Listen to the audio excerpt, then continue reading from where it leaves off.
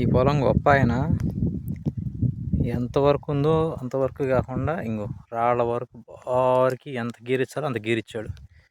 గీరిచ్చి ట్రాక్టర్తో ఇలా తిప్పుతా, ఇదిగోండి ఇది నా హద్దురాయి, ఇది నా రాయి, అంతవరకే కాదు ఎంత గ్యాప్ చూడండి.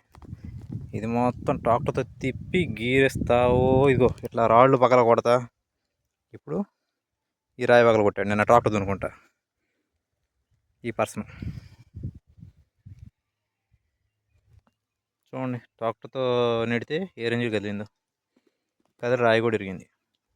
ఇలాంటి పనులు చేస్తుంటారు పొలాల పక్కన మా ఊర్లో ఉన్న గొప్పవాళ్ళు.